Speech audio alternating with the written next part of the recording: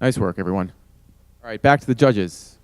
Mark, you had talked about products standing out on the shelf, and we just saw right now with Greater Good, you don't have the package in front of you, but what did you think of their packaging? Yeah, we do have this one. I think of the three, I do think this stands out. You know, clearly, it's maybe a little too much so. It looks like I'm not sure if I'm supposed to put it on my hair, what little I have left, or something else. But I like it. It's a neat play. You know, I wonder about the pure eco play. I like the idea. You know, I think Box Water's trying to do that in a way and getting some good traction. I guess this is probably better that I assume there's some proprietary nature to it, but ultimately I think you got to deliver value. I just don't know that there's a consumer proposition that says pure eco, because it's don't drink, you know, fill from the tap. And that's the trend that I think you need to be aware of on this. As you go to places like San Francisco and restaurants in New York and LA, people aren't drinking bottled water, they're drinking tap. So that's my only negative on this. The other two I don't think stand out on a packaging basis really at all. I think they're too consistent with what's out there in my opinion.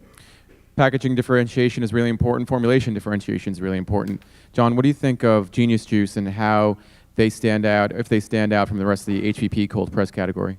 Yeah, I mean, I think, you know, I like a brand that's trying to build itself as meal replacement. I think one of the other brands in the competition is doing that too. You know, the coconut thing, you know, I personally like coconut water, coconut milk. You know, I think I really like the small size, this bigger one. Like, I don't think I could finish one of these. You know, and some of the flavors I think that they have work better than others. You know, this holiday thing was really good. The sort of like cocoa one that they have is good. But it seems like it is limited in terms of what you can do with it. But I think for what it is, you know, and sort of the timeliness of it, really like it.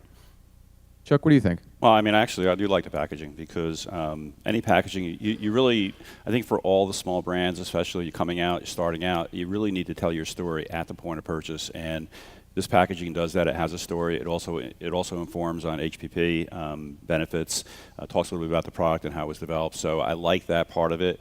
I think it is. I think it is in a good space in terms of you know, meal replacement, and so I think it's got a chance. I think it's got a pretty good product.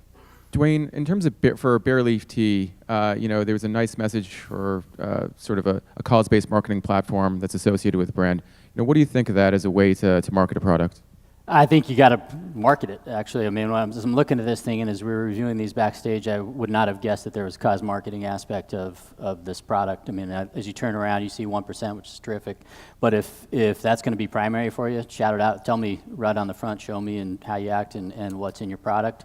And the ingredients are there. I would, you know, I think Mark had this comment on one of the other from the last round. You got to do something a little different than this in the beverage space today. I mean, think of these as two ends of the continuum. I think this is brilliant. I think there's a little bit of disconnect for what's in here. And, you know, who knows if, you know, where the packaged beverage is going, to Mark's point.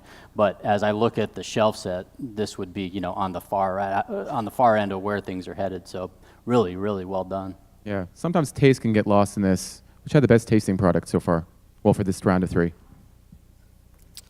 Best tasting. Yeah, probably for me, I would say it's a toss-up between, you know, there was like a Jade Monk that had honey in it. You know, actually, for these 3 right now that we're talking about. These 3, sorry. Probably the Genius Juice, I would say.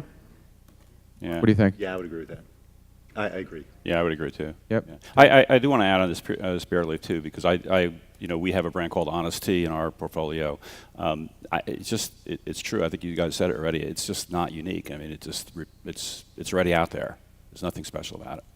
And Dwayne, what was the best tasting product for you? Well, I think this is one that we tasted plain, if I'm not mistaken. That's correct. Yeah. Yep. That was a good flavor, maybe a little sweet. The good flavors for the most part. Some of them lacked a little bit of balance, but I think John said that's a hell of a lot of product, and I would take that. I wouldn't sell this in 16 ounce at all. And the price point too is going to help. Yeah. Okay, great.